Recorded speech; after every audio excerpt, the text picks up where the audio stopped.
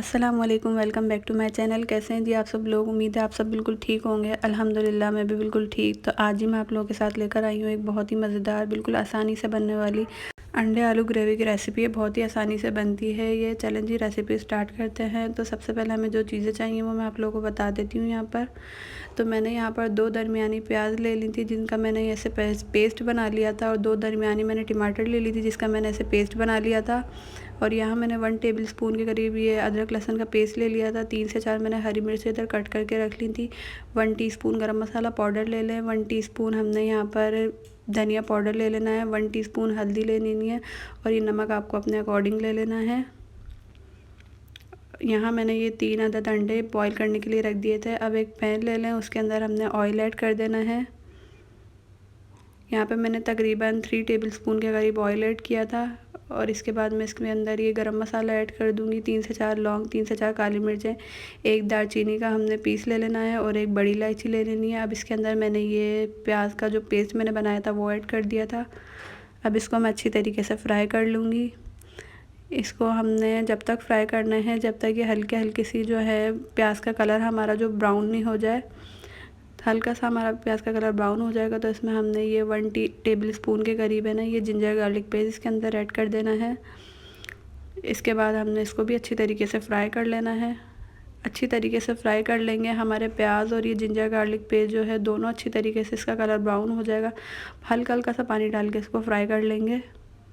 और फिर इसके अंदर मैंने टोमेटो पेस्ट ऐड कर दिया था, और ये हरी मिर्चें मैंने इसके अंदर ऐड कर दी हैं, और ये तीनों चारों मसाले जो मैंने इसके अंदर डालने थे वो ऐड कर दिए हैं। और इसको अच्छी तरीके से अब मिक्स कर लेना है, फ्राई कर लेना है, ताकि हमारा जो टमाटर का पेस्ट जो हमने इसके अंदर डाला है वो भी अच्छी तरीके से पक जाए।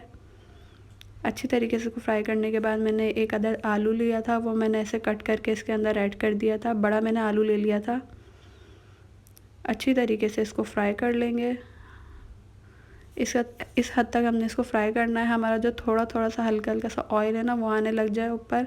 इसके बाद हमने इसको 2 कप पानी डाल के इसको ढक देना है तकरीबन 15 मिनट के लिए, ताकि हमारे जो आलू हैं वो अच्छी तरीके से गल जाए। यहाँ पर देख सकते हैं पानी ड्राई हो चुका है। अच्छी तरीके से इसको दोबारा से फ्राई कर लेना है, और हरा धनिया इसके अंदर ऐड कर देना है। हरा धनिया डालने के बाद इसको थोड़ा सा हमने फ्राई कर लेना है दोबारा से, और फिर इसके अंदर हमने 1 कप के करीब दोबारा से पानी ऐड कर देना है, और फिर कवर करके रख देना है 5 मिनट के लिए।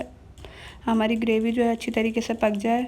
यहाँ पर हमारे अंडे जो है वो बॉईल होकर रेडी हो चुके हैं। अंडों को मैंने ना यहाँ पर थ्रेड से मतलब इसको काटा है। अगर हम नाइफ़ वगैरह से कट करते हैं तो हमारी जो ये जर्दी है ये बाहर आ जाती है। आप इस तरीके से थ्रेड से अगर इसको कट करेंगे तो जो जर्दी जो है वो बाहर नहीं आएगी। जैसे मैं कट कर रही हूँ आप लोग भी ऐसे ही कट कर लिएगा।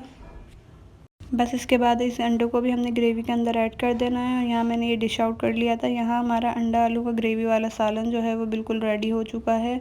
बड़े ही मज़ेदार और बहुत ही झटपट से बनने वाली ये रेसिपी है। बिल्कुल आसानी से 5 मिनट में बनने वाली ये रेसिपी है। अगर आपको मेरी ये वीडियो पसंद आई हो प्लीज़ वीडियो को लाइक करें, चैनल को सब्सक्राइब करें। चलें जी मिलते हैं नेक्स्ट वीडियो में। अपना ख्याल रखिएगा सब लोग। अल्लाह हाफ़िज़।